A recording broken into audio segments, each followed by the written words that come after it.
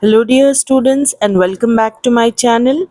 In today's video, we are going to understand English summaries for TS Intermediate, first year and second year, both. So students, just a reminder, all English summaries are uploaded on my channel. The link is given in the comment section. If you don't have notes, then definitely you can follow that. So when you write an English summary, you need to have certain headings. This is just to organize your answer and make your paper more presentable. So the first heading is about the poet. If you are writing about a poem, then about the poet. But if you are writing about a lesson, then we'll write about the author.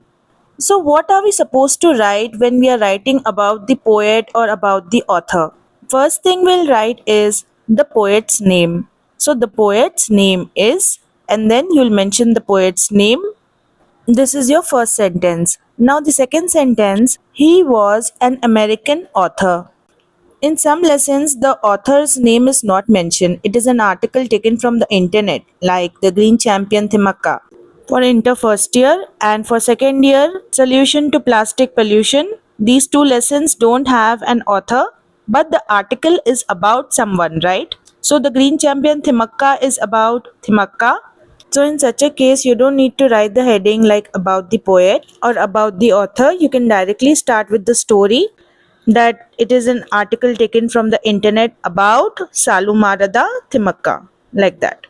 Okay, back to our answer. So after writing these first two lines, then the third line in about the poet we'll write is his famous work. So we'll write the sentence, his famous works are, and we'll mention if you know any awards won by the poet or the author, you can mention that also. Like in happiness poem, you have three Pulitzer prizes. You can mention that.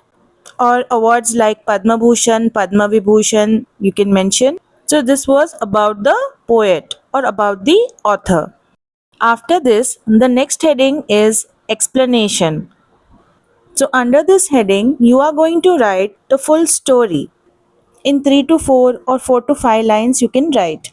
So how to begin writing explanation? You'll write this story is about, or if you're writing for poem, then this poem is about, or this lesson is about. Whatever the poem is about, you can mention. For example, you are writing about the noble nature, so you can write this poem is about an oak tree and a lily flower.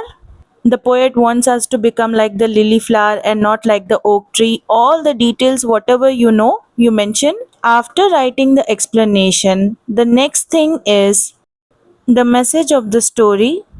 You'll keep the heading as message and write the message of the poem is, or the message of the lesson is, or the message of the story is. So, whatever you have understood from that poem or lesson, you can write in your own words. So, in about 1 to 2 lines, you can write. So in this way you can write the summary.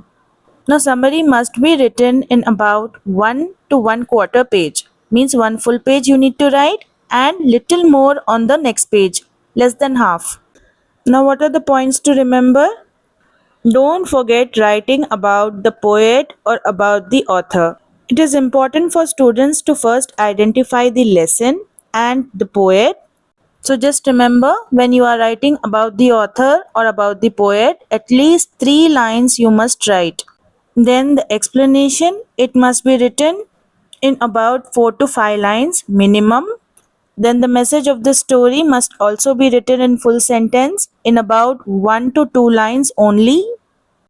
Now many students, they commit a lot of grammatical mistakes that must be avoided, especially your spelling students.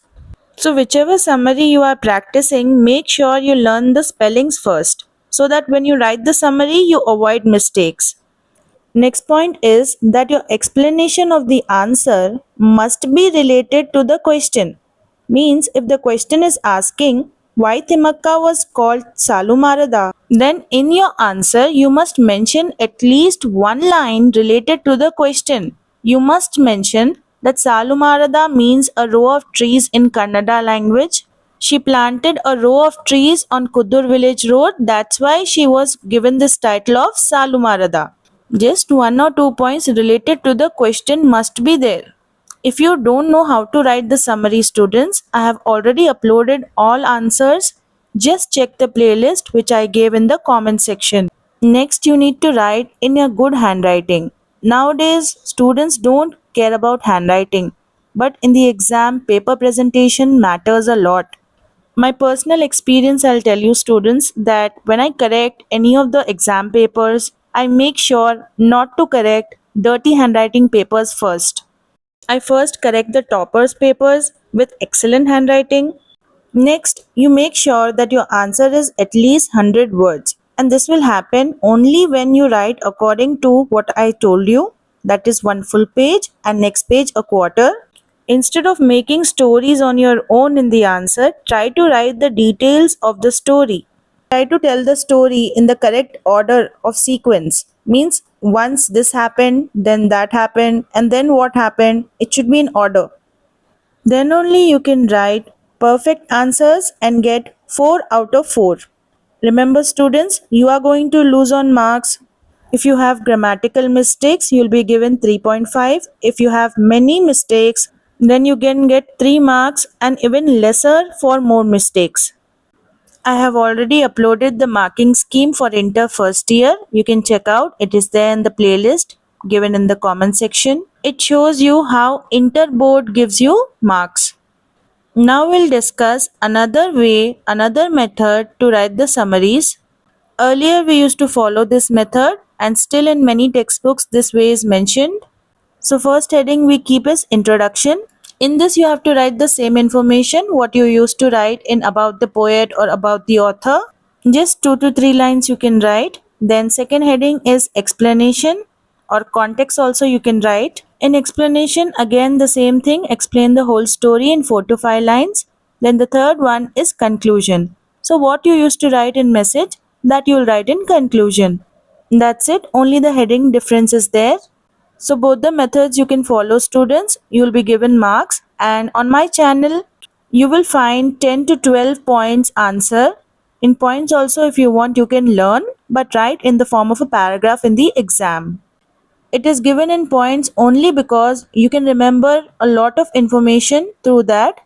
You can learn those points and then keep under these headings also. That way also you can write. I'll be uploading more videos on English grammar as well as other subjects. Students, if I was able to help you, then don't forget to hype this video. And if you want easy notes, then contact me on my Telegram ID and do check out the playlist that I gave in the comment section and hit the bell icon to get notified for my next upcoming video.